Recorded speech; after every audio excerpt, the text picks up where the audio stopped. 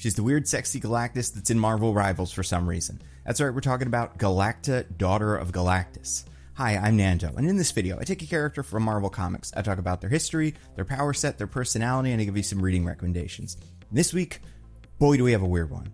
And Marvel has quite a few weird characters. They have a detective duck, they have a jelly skeleton man, and a blue guy who has the power of 2 hungry maggots. But honestly, Galactus is pretty high up there in terms of the weirdness. First of all, and I think this is pretty important to understand this character, she is not canon to the main Marvel universe, at least not now. She comes from something called the Hypraxis universe. People know her as Galli. She's the daughter of Galactus, and this is something that's all revealed in the first comic, although we don't know this until the end of the comic. And just real quick, when I asked my mostly nitpicking co-host, Chris Dickens, where he thought the comic about the sexy lady Galactus ends, what do you think's the final plot beat is, he got it in one guess. Basically, what we learn over the course of this first issue, which, reading recommendations for Galacta are the 3 books that she's ever been in. So you want to start with Galacta, Daughter of Galactus, Volume 1, Issue 1. Sometimes this is broken up into 3 books, but it's 1 book. It's written by Adam Warren with art by Hector Sevilla Lujan and Simon Boland. And again, this whole thing takes place in Earth 610102. And this gets a little confusing because this is her origin story.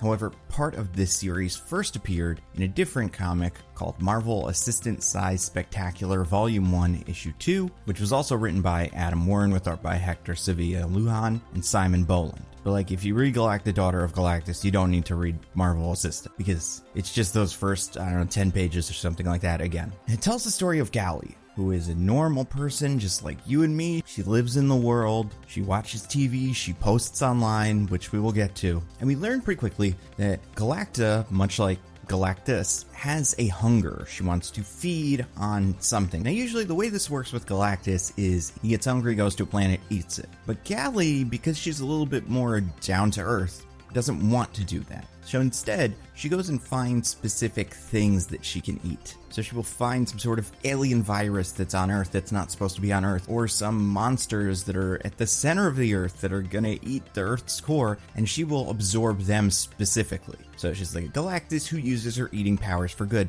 The problem is, over time, she got worse and worse and worse. She gets hungrier and hungrier and hungrier, and she can't control herself. So she looks inward and finds out that she has a parasite she calls the tapeworm cosmic, which makes her hungrier, speeds up her energy consumption. So desperate for a solution, she reaches out to Galactus. It doesn't work, so she goes to find the ultimate nullifier, which is a weapon that Reed Richards famously used against Galactus. It maybe could kill Galactus.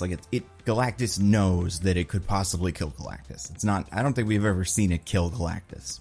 Now I say that, I'm sure it has killed a Galactus at some point, but in its original appearance, it was threatened but never used. So she finds the ultimate nullifier, tries to use it against the parasite, although she knows this might ultimate nullifier herself. And then Galactus shows up, and he tells her, listen, I used to have a parasite inside me too, which ended up becoming you.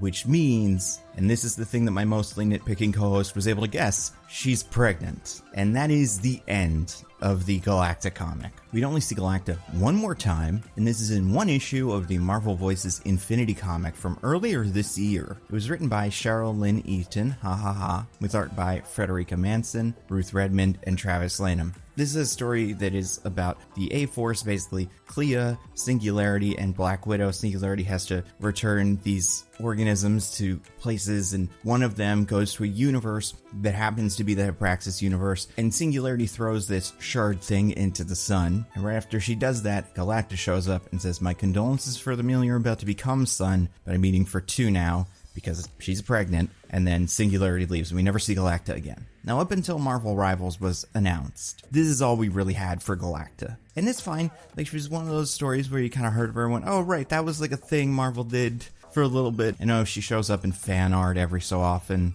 It's kind of a fun design, but that's really it. Although, there is one more thing. As any late 2000s way too online person, Galli had a blog on her Twitter account. Galli had a Twitter account where she posted pretty frequently, and luckily it still exists. The last update was made in 2009. She is at Galli_girl on Twitter, or X.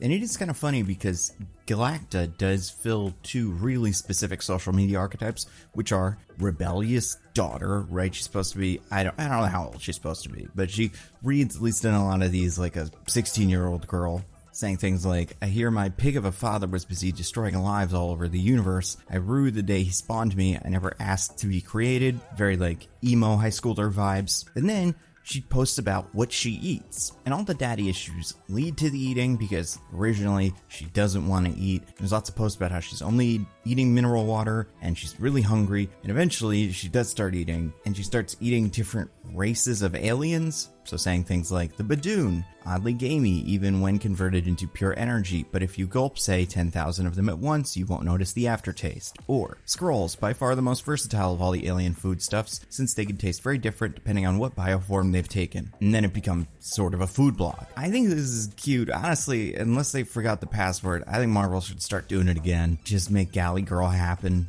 You know what? Bring her onto Blue Sky, which is where I am currently. That would be fun. I'd follow Galacta on Blue Sky if it was an official Marvel account. And I think it should be an official Marvel account because Galacta is about to be a pretty big player in Marvel's new, humongous Overwatch-style game, Marvel Rivals. Now, she doesn't seem to be playable, but because the game focuses on the multiverse, it seems like she's maybe managing that. For people who are familiar with Overwatch, it seems like the role she's playing is of Athena, where she's a narrator, passive observer. Maybe even she is creating the matches to a degree. She also has a jokey, quirky personality, which is in line with how she's written in the comics and on Twitter. Right now, the game hasn't been released, so we don't know the rest of the lore that exists that connects Galacta to the game. But I do expect, because of Marvel Rivals, we'll probably see her in the future. Maybe she will cross over into the Marvel universe, or maybe we'll get more stories in the Hypraxis universe. I don't know. At this point, sure, do it. I don't care. Maybe it'd be fun. And we're talking about Galacta for two reasons. First, because she's in Marvel Rivals, but second, because she's the season pass card in the December 2024 season of the collectible card game Marvel Snap.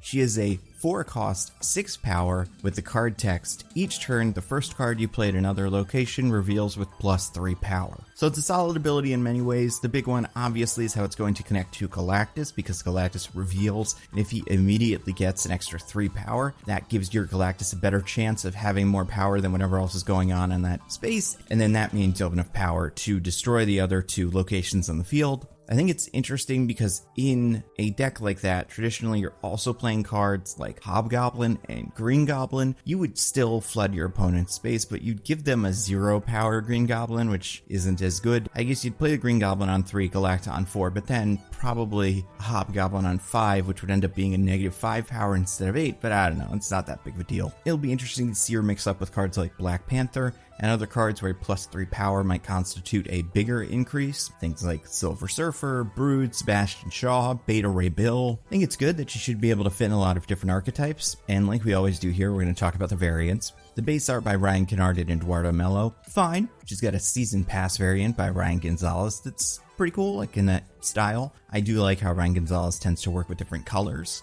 especially like lighter pastels, which isn't exactly the tone Galactus usually drawn in, but it does work with Galactus's kind of purple and blue color scheme. Then you've got a new artist I don't think I've seen before, Creative House Pocket, has a variant that I think looks pretty cool, and then a version created by NetEase Games, which means it's like the Marvel Rivals official version.